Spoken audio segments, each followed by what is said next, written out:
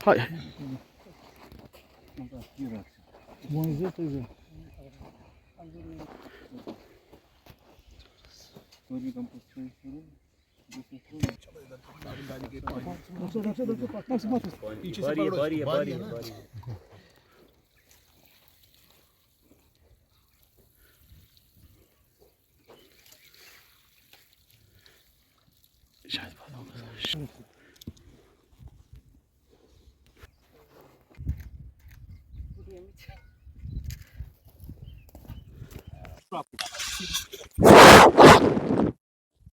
साफ करना है इनमें एक इसकी फ्लोरिकल्चर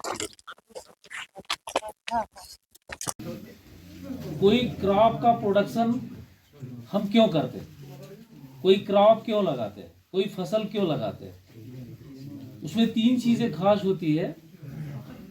अब अंग्रेजी में उसको कहते हैं कंजप्शन, प्रोडक्शन और प्रोटेक्शन।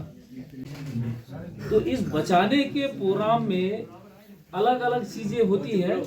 जैसे हम कभी केमिकल भी बहुत सारे काम करते हैं, जैसे आपका फर्टिलाइजर, जरूर आप लोग इस बात पे सोचते होंगे कि ज्यादा टेस्ट क्यों नहीं है।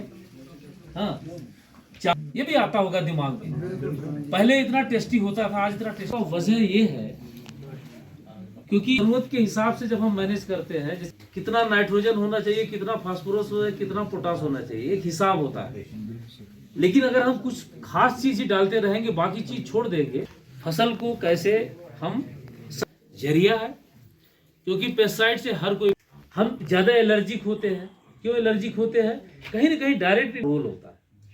अगर आप फील्ड पे निकले तो वहां ये पाएंगे कि पहले जो जितने ज्यादा बर्ड्स, खास तौर से चिड़िया की बात करें, इसलिए डायरेक्ट इनडायरेक्ट असर उस पर होता है। जैसे इन्वायरमेंट है, जो हमारे चारों तरफ का माहौल है वो भी अच्छा है।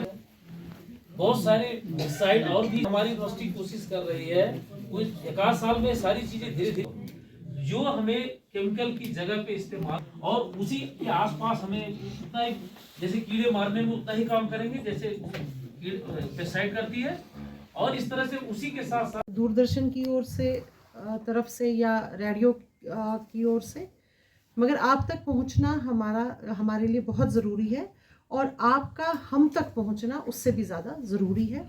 इसलिए मैं बहुत खुश हूं कि आज आप माह रमज़ान में यहाँ आए हुए हैं, और यहाँ पे आप कुछ ना कुछ सीख के ही जाएंगे।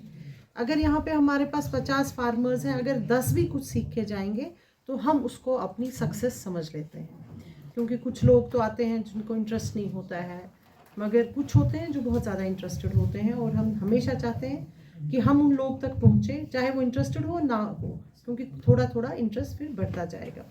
जब आप यहाँ आएंगे, आप यहाँ देखेंगे कि यहाँ हाई टेक पॉली हाउसेस हैं, और कैसे इन्होंने पूरे साल भर उसमें सब्जियाँ निकाली हैं। इसी तरह हाई डेंसिटी कैसे लगती है। अभी तक आपका जो गांधरबल का एरिया है वो हमें चेरी और इसके लिए ग्रेप्स के लिए बहुत ही इम्पॉर्टेंट है।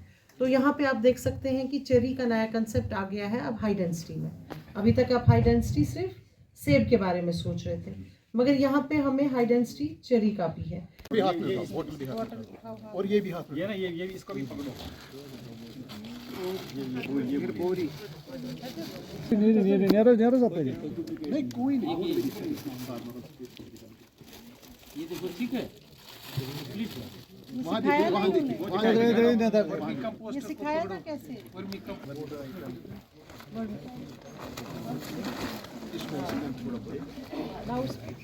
ये ऊपर लाओ, ये भी पकड़ो, आप ये भी पकड़ो हाथ में, ये भी पकड़ो।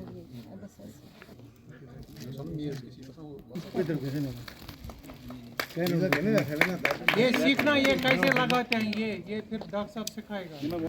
चलो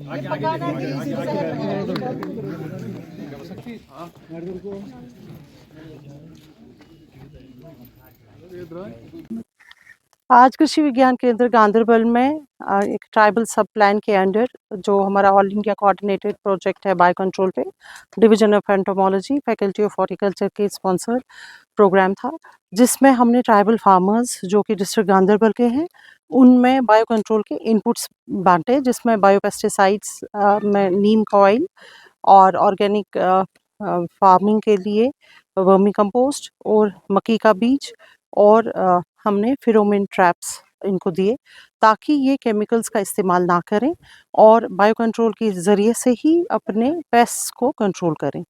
हमारी कोशिश है कि जो ट्राइबल एरियाज़ हैं उनमें ज़्यादा दवापोशी ना हो, उनमें ज़्यादा केमिकल्स का इस्तेमाल ना हो, चाहे वो फर्टिलाइज़र्स हों, चाहे पेस्टिसाइड्स हों, चाहे फंजीसाइड्स, वीडीसाइड्स या जो भी हमारे इंसेक्टिसाइड्स हैं।